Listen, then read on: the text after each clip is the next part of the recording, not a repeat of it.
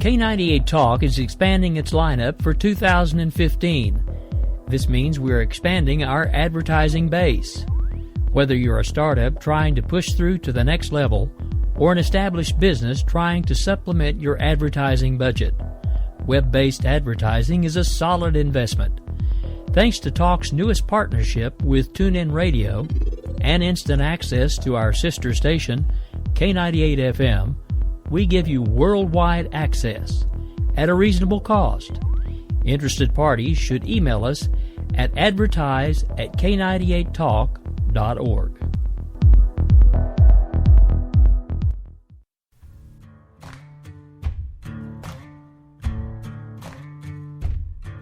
K98talk.com, a leader in internet radio. So grab your seatbelts and take the ride of your life on K98talk.com.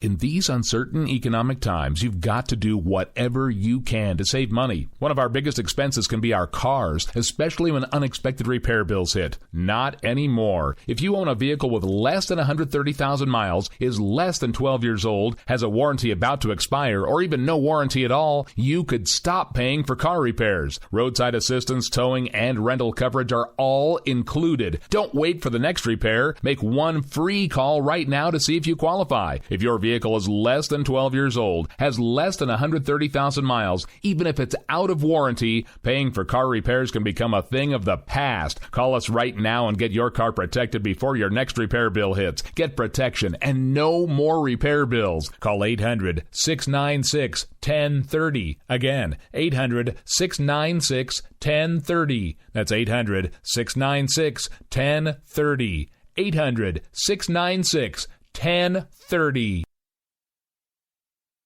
Joe had huge problems with the IRS. I knew it was coming. I hadn't filed taxes since 1990. All the IRS letters coming in added up to a nightmare. It got up to like $68,000. My heart started beating fast. It's like, there's no way, man. I mean, I ain't going to be able to do this. Then they stopped his paycheck. So that's when I started making phone calls and found U.S. Tax Shield. U.S. Tax Shield went to work immediately. They just took the bull by the horns. What blew my mind is he called the IRS right then and there. So why is U.S. Tax Shield A+ rated with the Better Business Bureau? Joe knows. They saved me a ridiculous amount of money. If you owe more than $10,000 to the IRS or state, choose the company Joe chose, U.S. Tax Shield. It was the best decision I made. U.S. Tax Shield is the way to go. Life is good. Thank you, Lord. Call 800-471-3287. U.S. Tax Shield. Boo-rah. Yes. 800-471-3287. 800-471-3287.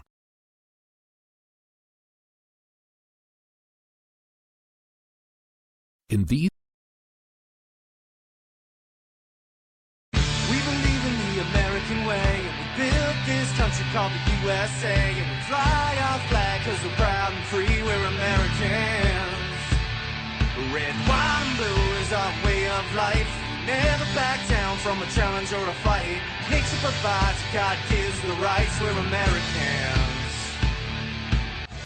We fish the waters and we hunt the lands. We forge the steel with our own two hands. With what we've got, we do the best we can. We're Americans. It's time now for the Conservative Curmudgeon Radio Show on K98 Talk. Now, here's Grouchy. Good evening. Cost. Interested parties should email us at advertise@k98. All right. Production booth is spilling coffee apparently, so we'll cut them a little slack. It's been a rough night. You were just tuned in to America Off the Rails with Rowdy Rick Robinson on K98. Welcome to the Conservative Curmudgeon Show. I am the resident grouch in charge of the G Nation, the patriarch, if you will. I am Grouchy, and I am glad to have you here. Tonight, we're going to be discussing a few things politically oriented before the second half of the show, where we're going to be joined by our guest, Ken Hanna. That's right, Cub fan beer guy is going to be joining us, the host of the Conservative Talker Show. And this will will really be the first time that Ken and I have had a chance to really sit down and talk with one another.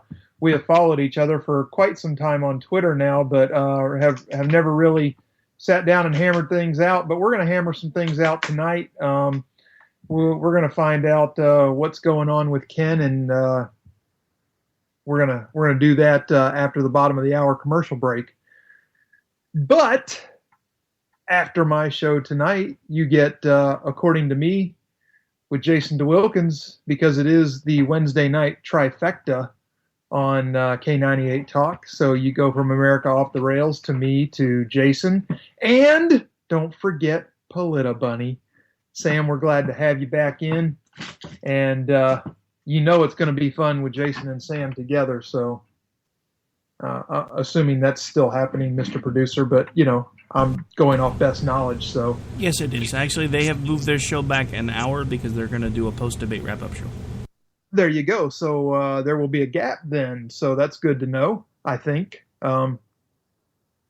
Anyway, we're going to kick off tonight talking about the gigantic cesspool that is our federal government. And our federal government has raked in a record tax revenue through the first 11 months of this fiscal year. Their revenue sits at $2,883,250,000,000. That's how much money they've taken from the American workers and businesses. And there's time, dollars. If you do the rough math, they're going to end up being right at it. $3 trillion, according to Treasury estimates. Now, that the 2.883.250 is equal to $19,346 for every person in the country who had either a full or part-time job in the month of August. That's astounding. It's also an increase of about $198 billion in constant 2015 dollars from the 2.684,824,670 in revenue last year. So despite the record tax revenues in the first 11 months of this fiscal year, our government, that's right, you guessed it, has spent more than they've taken in. They've taken in 2.883.250. They have spent 3.413210, which means they have run up a deficit of $530 billion during the last 11 months. Are you feeling it, America? Because it ought to feel like an alligator's clamped onto your ass. $530 billion. Now, I know, the left's running around out there. Oh, but he's having to clean up after Bush. You know what? There comes a point in time where you have to own your job. And you have to own the consequences of your job. Barack Obama didn't go complaining to America that Bush had to go because he was ruining the country. Barack Obama campaigned to be president of the United States. He said he would fix things that he has not fixed. He said he would fix things that he's actually made worse. And for anybody out there that's wondering what I'm talking about, let's just start with the Affordable Care Act. And you can send me hate tweets, or you can get into the chat room at K98talk.com, or you can call the show for that matter. Hang on just a second. I'll get you the number. You can call up and bitch me out if you want to. I'll take it. The number's 408-681-8255, and I'll take your calls, whether they're supportive, whether they're indifferent, or whether they're attacking me. I don't care. I can handle it. I'm big boy. Big boy. So, according to the Bureau of Labor Statistics, total seasonally adjusted employment in the United States in August, including both full and part-time workers, was 149,036,000 people. That means the federal tax haul so far this fiscal year has equaled $19,345.99 for every person in the United States with a job of any kind. You want to know what Romney based his 47% comment on? It was numbers like these. In 2012, Barack Obama struck a deal with Republicans in Congress to enact legislation that increased taxes. That's right, the Republicans that we put into Washington worked with Obama to increase taxes. That included increasing the top income tax rate from 35% to 39.6%, increasing the top tax rate on dividends and capital gains from 15% to 20%, and phasing out personal exemptions and deductions starting at an annual income level of $250,000. Now, look, I know most of us out here look at a $250,000 household income and we think that's a pretty good chunk of change. But you know what? $250,000 really isn't when you factor in that somebody could make $260,000 a year, have a family of 5, and they are the only income winner in that household, and they're paying for kids to go to college because they can't get loans and grants, and they're paying their house note to house that many people. You know, it factors in a necessarily middle class $260,000 household income. If you're a single person making $260,000, more power to you. Okay? I'm not saying you should be taxed at a higher rate. I'm just saying more power to you. The average person making $250,000 to say $350,000 is still, while they may be in management of some kind or own a small business of some kind, they are a worker. They are not a white-collar corner office hedge fund manager. Now, an additional 3.8% tax on dividends, interest, capital gains, and royalties that was embedded in the Obamacare law also took effect in 2013. So in addition to the Republicans in Congress selling us down the river to these higher tax rates, Obamacare also enacted additional 3.8% tax rates in the same time span. So we've been double taxed. We've been poorly represented, even though technically we can't say we weren't represented. We do have to replace these people with somebody that will actually read the bills and learn what's going to go on so that they don't inflict harm upon us by trying to, quote unquote, get along and do the work of the country. Because I'm sick of the crap. You know, for once, I'd like it to be cold enough for a Democrat to stick their hands in their own pockets instead of my pockets.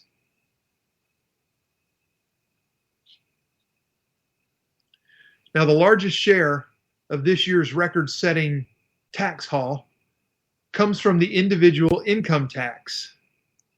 And that yielded the Treasury $1,379,255,000,000.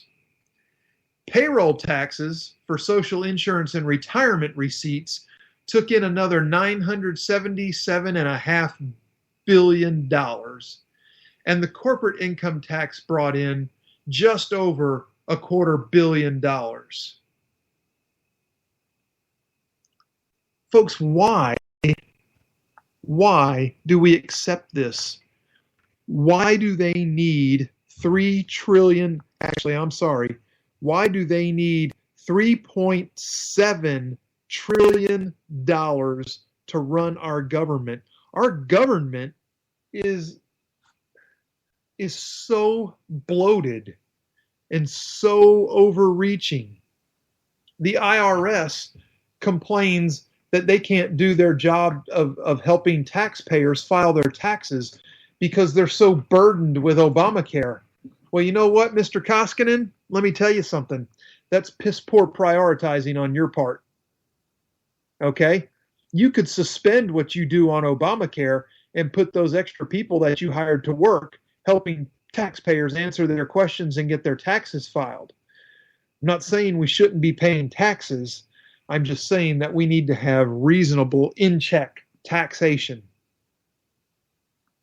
aka, a flat tax, a consumption tax, if you will, a fair tax. I like that even better, the fair tax, a consumption tax. Don't tax people for doing something that they should be wanting to do, which is to work and earn. Tax them on what they spend and consume.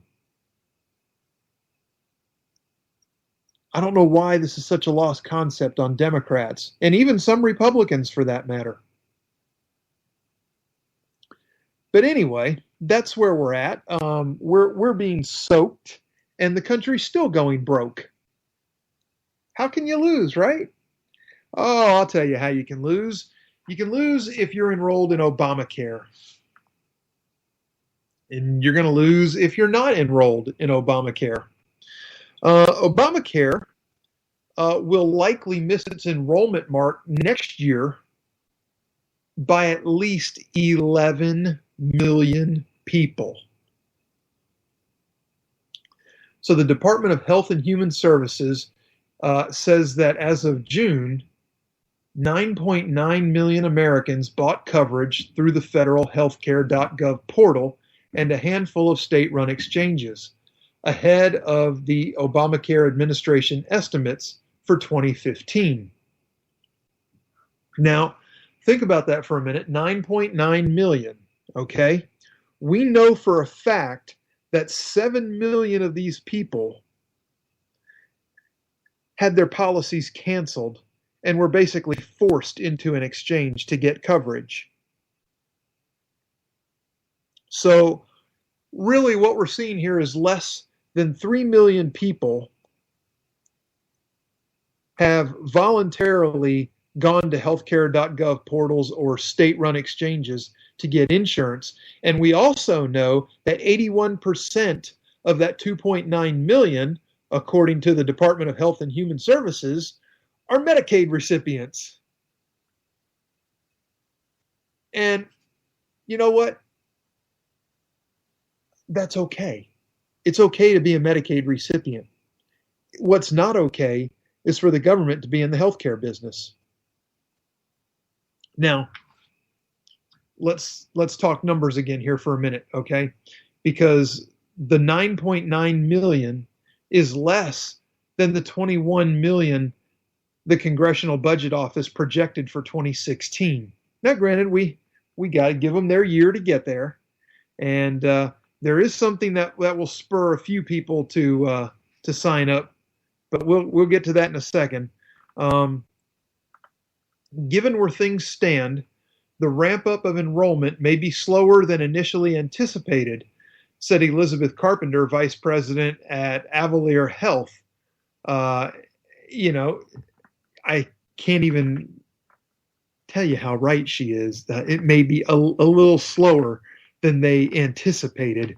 You don't say. You don't say. So open enrollment for the third go-around of Obamacare exchanges begins November 1st. That's about 6 weeks away. Those without coverage face a tax that has gone from $95 or 1%, whichever is greater, of your income above the filing threshold in the program's first year, to a $695 or 2.5%, whichever is greater, of your income next year. So there is a substantial increase in the tax penalty coming. Now, here's the upside slash downside. Okay. The upside is that the government can only collect that tax if you are due a tax refund. If you break even with the government on your income taxes throughout the year, or if you owe at the end of the year, there is no legal mechanism for them to collect the $695 tax or the 2.5% of your income tax. So think about that. Make your necessary adjustments. I don't care what you have to claim, what you have to do, who you have to lie, who you have to cheat. Make sure that you don't have a refund coming. Because otherwise, the government's going to take it if you're enrolled in Obamacare or not enrolled in Obamacare.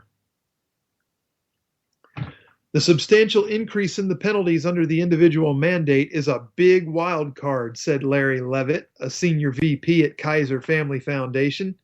We're in uncharted territory here about how effective the bigger penalties will be in nudging people to get insured. Folks, let me tell you something. $695, from what I'm hearing, is still a drop in the bucket compared to what some of these policies are costing people.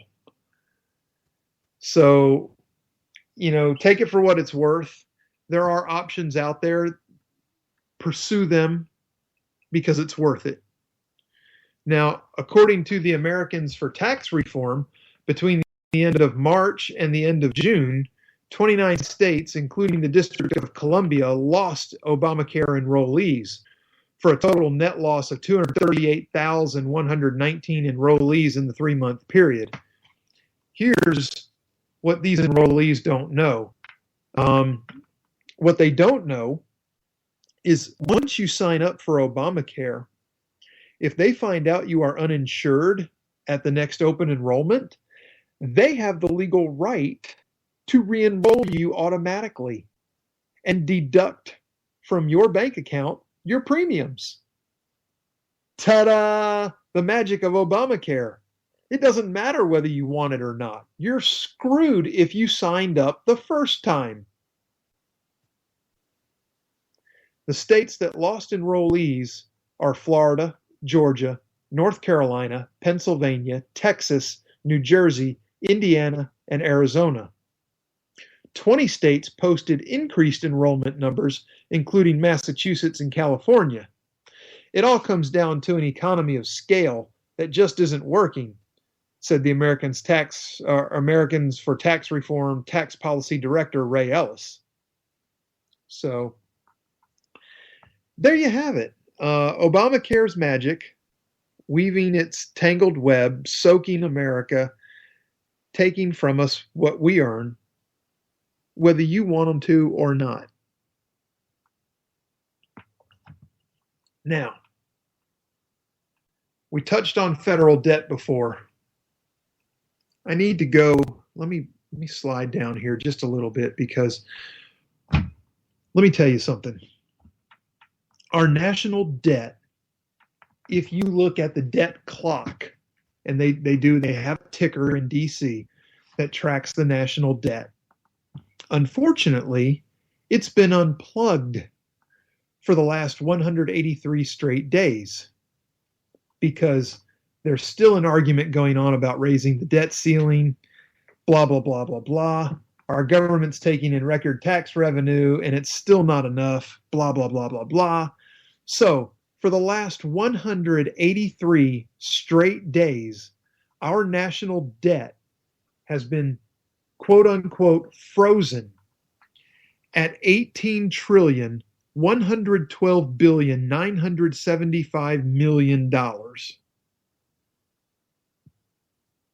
You feeling that? You feeling it? Because that's almost $9 trillion more than it was when Obama took office. Now, do you think that just because they've unplugged the debt clock, that we're not spending into debt more and more?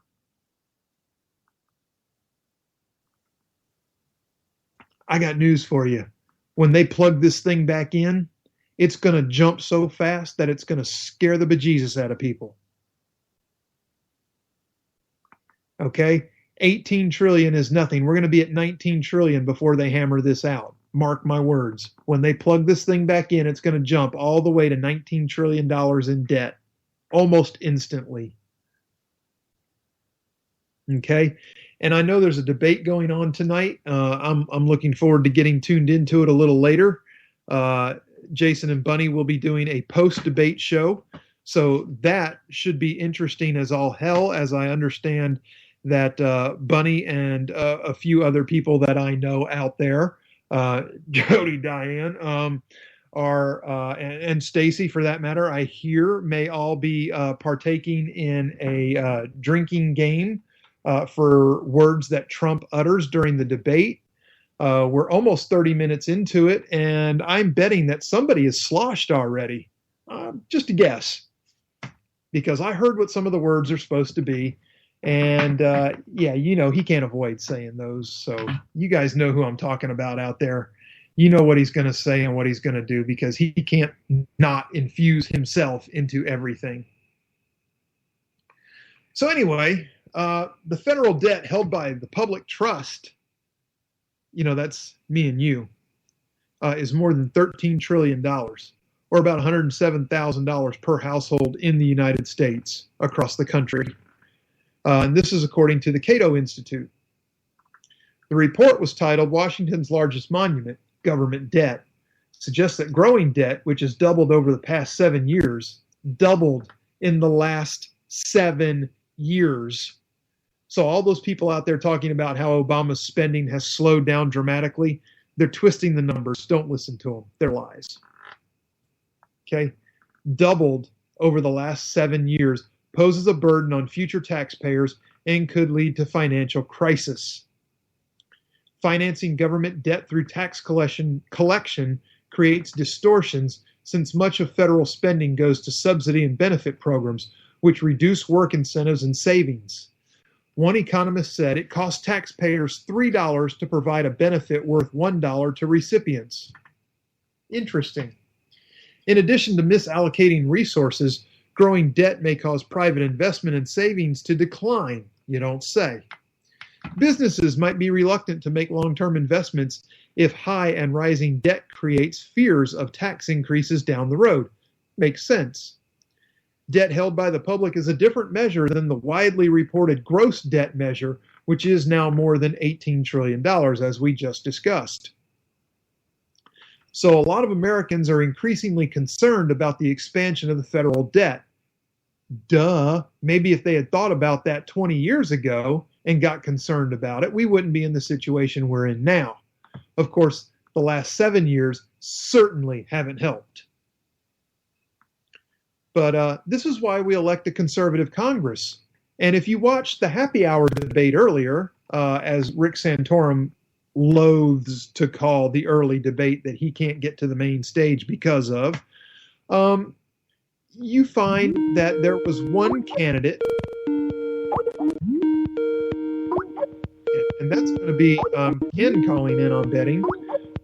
So we're going to take a break. We're going to go to commercial. We're going to get Ken lined up, and back in just a couple minutes, and Ken Hanna will join us. Hello?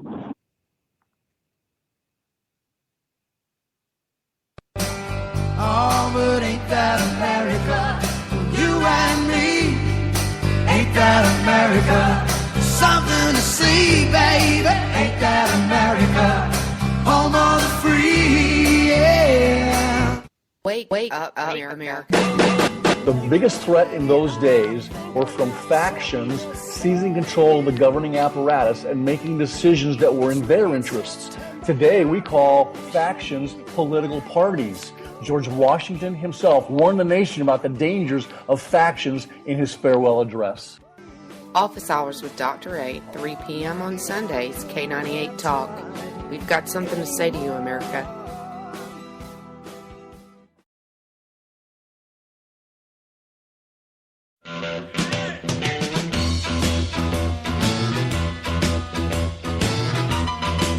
Red Nation Rising brings you Town Hall Radio. From a single tweet to 3 million a month, our community is a force to be reckoned with on social media. So don't miss our show, Thursdays, 8 p.m. Eastern on K98 Talk. Our chat room is our co-host, and you ask the question. Join us and be heard. So get ready to sound off on Red Nation Rising Radio. No one else is going to do it for you. There's a wild, wild whisper blowing in the wind, calling out my name like a long lost friend.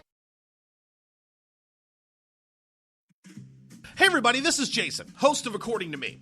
I'd like to invite you to check out my show. It's a 2-hour show that lasts 60 minutes in... listen, I hate to interrupt, but one thing I can do is read off a script. Just say, let me be clear a lot. It works. President Obama, I can handle this. It's a radio promo. I'm not green. I've done this before. Did someone say green? Now, Al Gore is here. Listen, I'm just trying to record a radio promo. Do you mind? Now, do you say good things about me on the show? No, not at all. But if it makes you feel any better, I rip on Republicans just as much. The AM radio frequencies give off very high levels of radiation. Look, my show is on the internet, which you invented.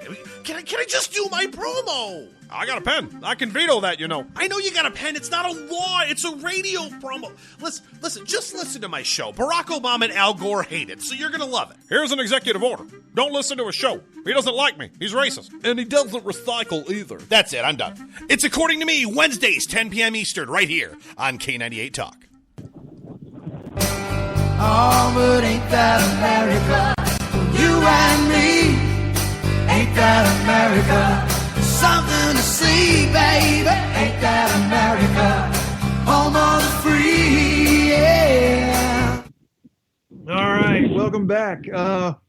I think we have Ken online with us. Ken, are you working for NASA today? Is that? Yes, I'm actually doing my doing a little show up on the moon, so I might be breaking up a little bit. There you go. Okay. Ken called in. It sounded like he was in one of NASA's wind tunnels. And the only reason I say that is because I used to work near one of those, so I've heard them. So welcome to the program, Ken. Glad to have you on board. Absolutely. It's great to be on. And actually, I was at a track workout. I'm an activity leader for a group which you might be familiar with. It's called Team RWB, or Team Red, White, and Blue. And it's a group that has a bunch of civilians and veterans, and we all kind of interact through physical activity. And it's a great group, and I encourage everybody to check it out. Absolutely. And, veteran causes are very near and dear to me, having served myself. I'm an old timer. I was part of Desert Storm, so okay. Like I said, old timer. So nothing recent, and anything anybody can do that's working with veterans is going to win me a spot with me in my heart. So more power to you there. And it's a wonderful organization, and actually, if you're a runner, if any of your listeners are runners or bikers, there's an app you can use, and you might be familiar with it, Grouchy. It's called Charity Miles. And you basically just download the Charity Miles app, and you can pick a charity that you want to run with.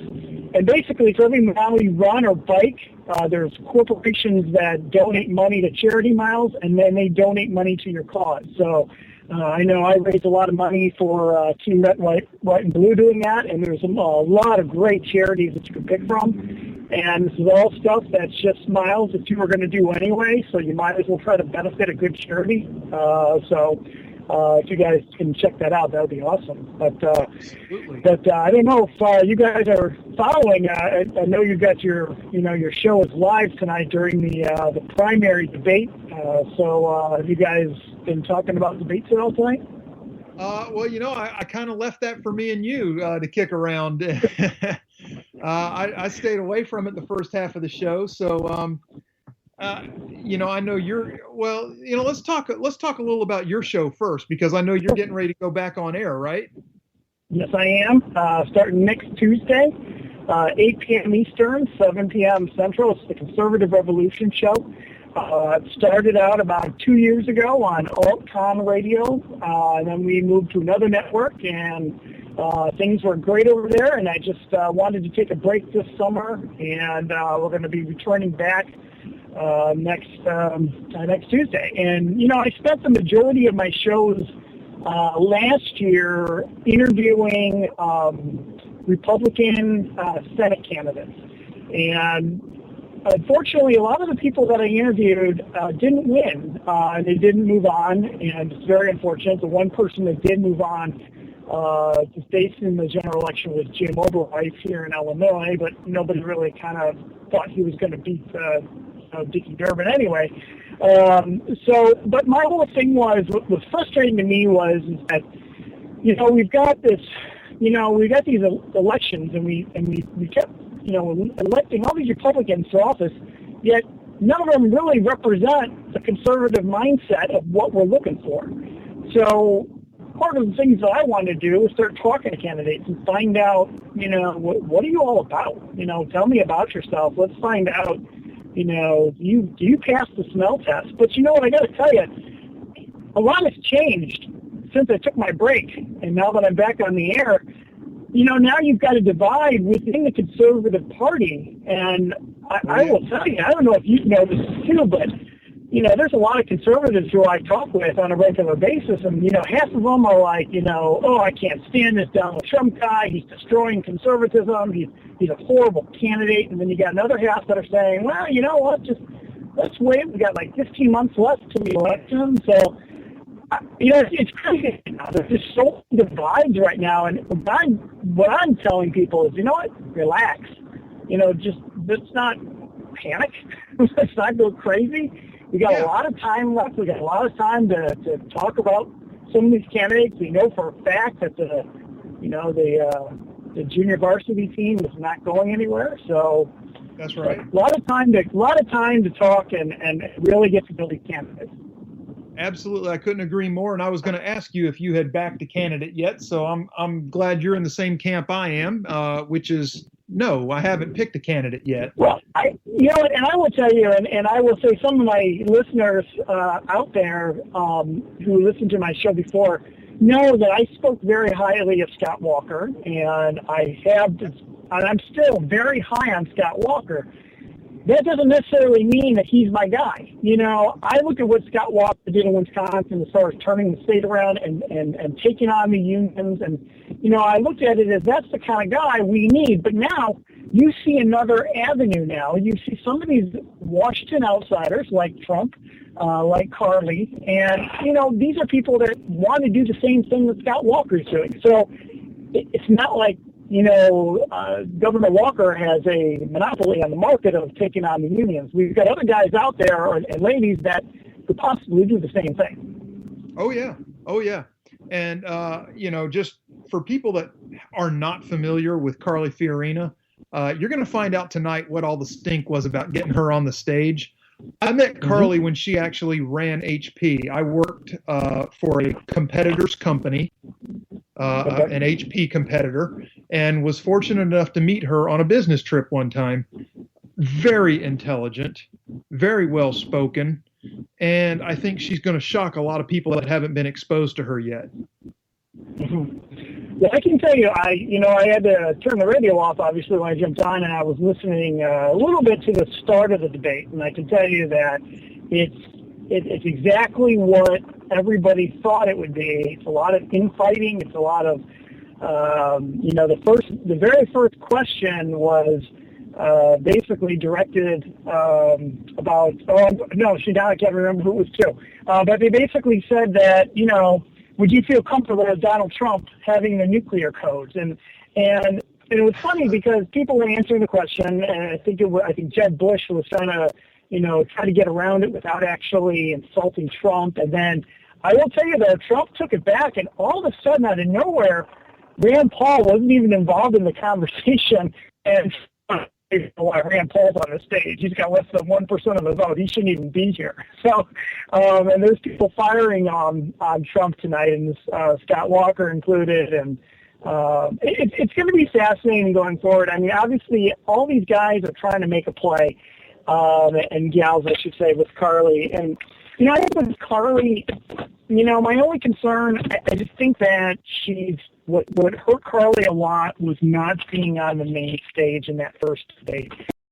And I honestly think that is going to affect her. But we'll see. Again, 15 months to go, plenty of time. But so far, yeah, they came out swinging, and good old Governor Kasich was out there playing, Mr. Nice Guy, saying, "Hey, let's not attack each other. Let's all just sing Kumbaya and get along, and let's talk about the issue." I'm not about holding hands and singing Kumbaya, but I do agree that Republicans shouldn't be attacking Republicans, at least not yet anyway. And we shouldn't be attacking individuals. We should be attacking their ideas. Right. Well, you know what it is? I think a lot of these candidates are, they're desperate. They're doing, I went to the Freedom Summit here last year in Illinois, and I saw Governor Jindal speak at the Freedom Summit, and he was very, very well spoken. I liked everything he had to say. Seemed very, just very well mannered, and just, everybody was just cheering crazy for him. But then you hear what he said, about Trump, and then you just look at, it's like, why would you do that? Unless you're desperate, and you only have 1% of the vote. That's what's going to happen. So I think there's going to be a lot of mudslinging until somebody picks it up. He actually said what you mentioned just a couple of minutes ago about, how Washington insiders got elected and went up there and did nothing for the American people, and that we're sick of that. Yep.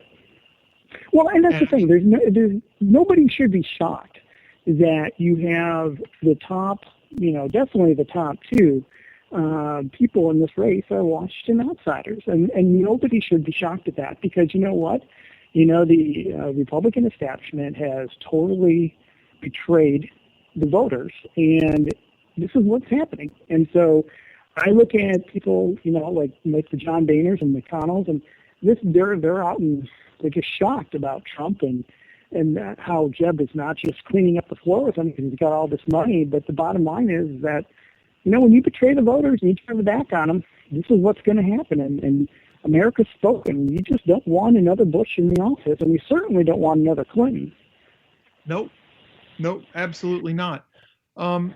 Now, Ken, let me give you my take on something and get your opinion on it. Yeah. Somebody that views things from a different part of the country and maybe even a slightly different look politically. But I see a lot of the GOP trying to go after Trump now. I think they're afraid that he could be the nominee.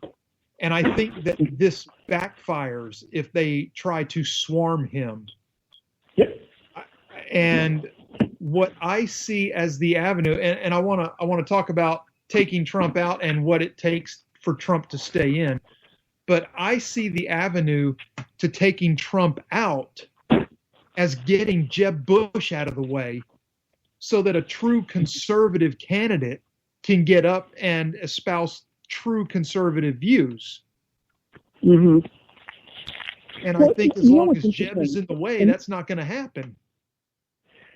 Well, yeah, see, right now, unfortunately, the way the media has presented it, they've always said, and you've been talking about this for, a couple of years now, is that, it's going to be Jeb Bush and Hillary, Jeb Bush and Hillary. And that's all everybody's talked about. And that's because, Bush went in there with a plan to gather up all the money and get up all the donors. And, and then, of course, you had 17 candidates jump in this race. And the one thing that I find interesting, and the one person that I think everybody, all my listeners, including yours, would probably agree, that the real true conservative on the stage is Ted Cruz. I mean, and we all know that. But if you've noticed, Ted has taken a very quiet path, and he actually went to the Iran protests with Donald Trump. I'm wondering, I'm just wondering right now if what we're going to see in the future is possibly a ticket of Donald Trump and Ted Cruz. They talk very good about each other. Yeah. I just wouldn't be shocked if that's something that happens to satisfy the conservative base. And also, so it'd be much like Reagan taking Bush. Yeah. I mean, to me, you get the best of something. I mean, here's the thing. We have gone on the wrong track now for, 7 years now? Oh, I think it's been longer than that. Well, and we've been flying down this path of left and liberalism and political correctness, and we are just spinning our wheels right now. I mean, it's hard for me to believe, as much as I would love to see it happen. It's hard for me to believe that all of a sudden we are going to go from, Barack Obama to Ted Cruz. I think it's going to be too much too quick, and I think we have to have I think there's going to have to be a little bit of a gap in there somewhere. I don't know if the country's ready to go way right. Yeah, that's like slamming the gear into reverse, isn't it? Yeah, I just don't know if it's ready for that. And as much as we all like to see it, and all the conservative people, and I know my listeners would love to see a Ted Cruz presidency. I mean, it'd be wonderful, but is it reality? Is it reality to think that America, if you look at independents out there, and forget about all the other votes, forget about the Spanish votes, forget about African American votes, just take granted, just white voters. Are we going to actually go from Barack Obama to Ted Cruz? I mean, I just don't see it happening, honestly. And I think there's going to be a stopgap somewhere in between. I think the ideal thing to do would be to have a real true conservative on the ticket. That's my take. Now, I could be surprised. 5 months from now, who knows? I mean, maybe Cruz is, lights a fire somewhere. But you can tell he is staying, quiet when it comes to going after Trump. He's really the only one. Now, I'm going to go back after, tonight and watch the debate and see if he digs into Trump. I'm going to bet you he doesn't do it at all.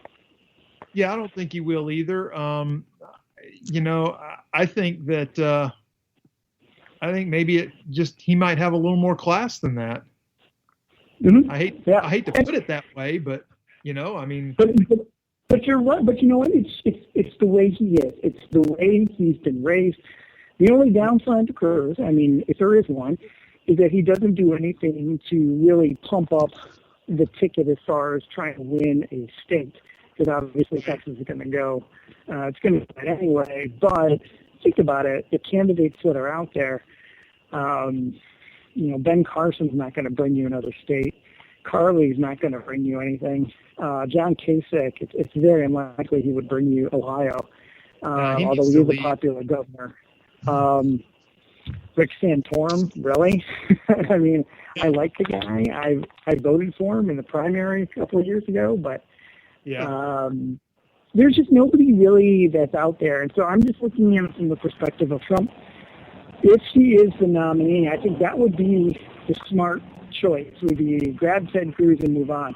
Now there's obviously, the Ben Carson who's he's rising up too. So we'll have to watch it very closely to see how it goes. If the outsiders can keep that momentum going for another 15 months. It's going to be interesting.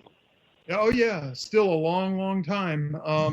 I'm very curious to see how it goes. So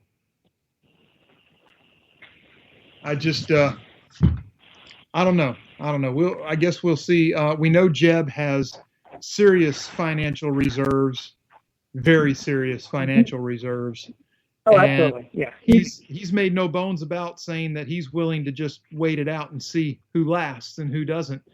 And we see Rick Perry fall by the wayside already. So.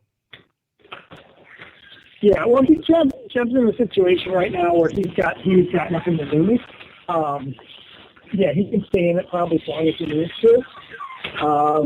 And I just don't think, and you've already got a lot of states, a lot of people in the states who are standing up and saying, people that represent their states, maybe it's time for you to get out of the race. And the voters of Florida actually said for both Rubio and for Jeb to get out of the race. So that doesn't you know, that doesn't say much for your chances when your own home state is telling you, hey, you know what, get out now. So I think it's going to help their odds.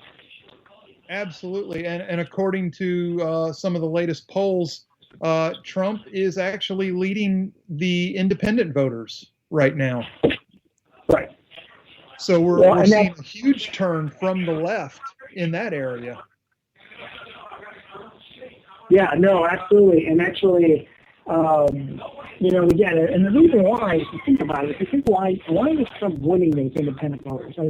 It's basically because of what he's talking about. You know, his whole slogan of "Make America Great Again." You know, and the fact that he is a businessman, and the fact that he has, you know, made billions of dollars, come from nothing, and made all that money. You know, people look at him and say, hey, maybe he can do that for the United States. Maybe he can make us financially great. Because financially, oh my gosh, we are in trouble. I mean, and if you saw the recent, I believe they estimated that all of the spending that socialist Bernie Sanders wants to do is going to add another $13 trillion to our deficit. But yeah. So, you know, when you look at that, anybody who understands anything about, you know, taxes and the future and the debt and what our kids are going to have to pay back, anybody who understands that knows, you know, we need somebody who understands business. And running a country in many ways is like running a business, except for the fact that you do have to deal with other entities to sometimes get things done. And that's what Trump's done his whole life. So again, I'm not saying he's my guy. I'm just saying this is why a lot of the independents like him. Is he's staying away from, you know, he's hitting out some of the minor issues, but he's hitting it where people are feeling it, and people are seeing it in their pocketbooks. And that's why the independents like him, because they want to get their finances back in order. Absolutely. So, let's see. What was I? Oh, I know what I was going to say. You mentioned the debt. We are. I actually did a spot earlier in the show about how the debt clock in D.C. has been frozen at $18 trillion plus now for 183 straight days because of the legal debt. You know, the ceiling. Right. So they've basically just unplugged the debt clock for 183 days now. Care to take a stab where it's going to jump to when it comes back on? Oh, you know, it's interesting. Boy, you know, and it's funny you should bring that up because one of the things that bothers me about the whole debt stuff is that now we're going to be going into another negotiation about trying to, you know, renegotiate and trying to get another budget passed. And this is what Democrats have done so well over the past 8 years, is painting these establishment Republicans in the corner and saying, hey, you know what? You're going to shut down the government, aren't you? Guess what? You know what's going to happen if you do that. You're going to get blamed. And people like Boehner, McConnell, they're just so scared of shutting down that government. It's ridiculous. I'm going to say you're going to be at least 20 trillion plus. Okay, wow. You're going even higher than me. Yeah, well, you know what? I just know that there's a lot of stuff that we haven't paid for yet. So I'm just assuming that more stuff is going to get added to it. So what was your estimate? I went 19 plus. Oh, hold on, one just. So yeah, I think that could be a very possible scenario to be around 19 trillion. But I do think that there's a possibility we could see it jump even higher. Wow, that's scary. That is so scary, especially when you consider that the government is taking in record tax revenues this year. Oh, absolutely. We take in so much, you know, but you see, that's the thing. And even Obama said he doesn't care how much money he takes in. It's not a matter about how much you take in. It's a matter of how much you spend. So if you spend, you know, they don't look at it that way. And that's the main difference. You know, you ask Debbie Wasserman Schultz, what's the difference between a socialist and a Democrat? she can't say any difference. You know, and that's mainly because, of course, as we all know, Democrats are socialists. So the bottom line here is that is the typical thing. They don't care how much money they take in. That doesn't matter. It's just a matter of getting through their programs, getting out as much as they can, and then going ahead and just trying to spend as much as they can on these programs so nobody has to do anything, and then they just keep getting themselves reelected over and over again. It's just a vicious cycle, and it's absolutely disgusting if you ask me.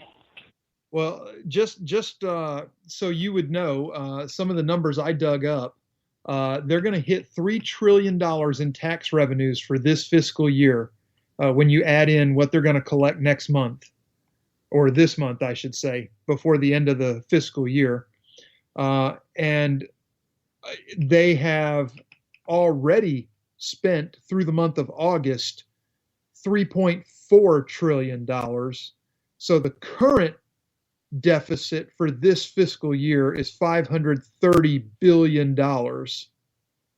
And that leaves them the month of September to work with still. And you know what? And that's what's so disgusting. And like I said, I mean, you know, it's spend. Whatever you can spend your money on, just go ahead and spend it because it doesn't matter.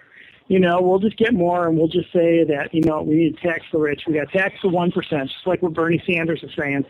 That's tax, and don't worry, everybody else, we won't tax you any. Of course, that's a lie. Of course, we all know that. You know, and it's actually really disgusting because, yeah, we should be in a much better position financially, and our debt should be a lot lower with the amount with the amount of money that we are taking in. It's absolutely ridiculous. But then again, we are a government who spent how many billions on Obamacare's website, and we couldn't even get that right. I mean, we could have just given like every single person in the United States $1 million and said, go get your own health care. And here it is. And that's what it costs to get the Obamacare website working. So, you know, again, we are not a government of efficiency. I mean, there's no question about that. We don't care. Our government doesn't care. And then you could probably look at both parties for that. We don't care so much about the fiscal responsibility aspect of it. We just, you know, we want what we want, and we don't care how much it costs, and it's childish. And, you know, you and I, we could not run our households that way.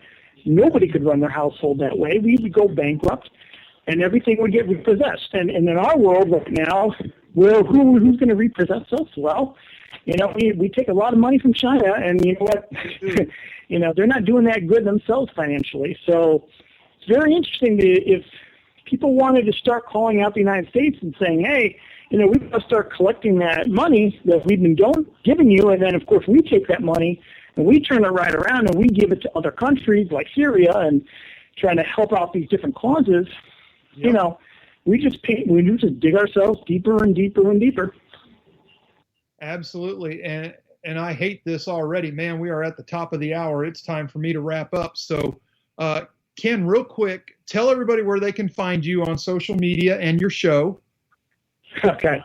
Actually, you know, the easiest thing to do is to find me on Twitter because I have a very, very cool Twitter handle.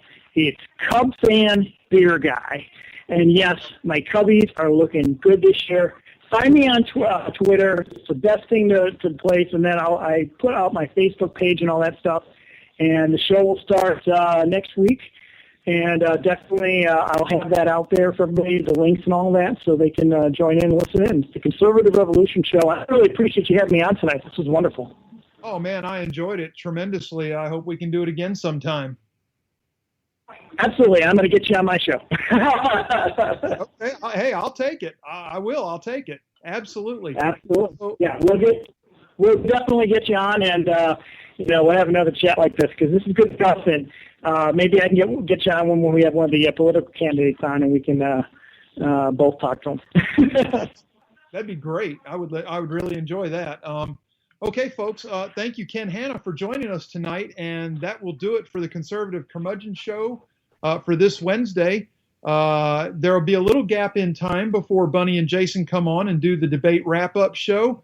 I don't know why they're planning to stay up that late, but God bless them because somebody has to, right? And I will look forward to seeing you back next Wednesday for another fun-filled, scintillating episode of the Conservative Curmudgeon Show. So thank you for being here, and God bless and good night. You and me, ain't that America? Something to see, baby. Ain't that America? Home of the free, yeah. When our water heater broke down last month, it was a nightmare. It took 5 hours for the plumber to show up, and he charged us a couple of $100 just to come out. And then it cost another $1,800 to put in the new water heater. By the time it was all said and done, I felt like I'd been taken. But what else could I do? The smartest thing you can do is get a home warranty from American Residential Warranty. Their home warranties pay to repair or replace all your major appliances when they break, and they will break, and at the worst possible time. Call American Residential Warranty right now for free information on home warranties starting at just pennies a day. Don't wait for your refrigerator to stop running or your ceiling fans to stop turning. Call American Residential Warranty right now. Ask how you can save up to 50% on washer and dryer coverage. Just call 1-800-513-6154. That's 1-800-513-6154. Again, 1-800-513-6154. Call now. Tired of paying outrageous prices for Viagra? Well, we have great news for you. Now you can finally get Viagra at huge discounts. Healthy Man allows you to save up to $500 on Viagra. Why pay U.S. pharmacy prices of $15 per pill or more when you can get Viagra for less than $3 a pill? Call today and get 40 Viagra pills for only $99. This can cost as much as $600 at your local pharmacy. You can't afford not to call us. If you want Viagra at the lowest prices, never pay $15 a pill pharmacy prices again. Get Viagra for less than $3 a pill. Call 1-800-516-7602 today and save up to $500 and get 40 pills for just $99. Healthy Man is fast, easy, and affordable. Operators are waiting at 1-800-516-7602 to take your call right now. Call 1-800-516-7602. That's 1-800-516-7602. Again, 1-800-516-7602.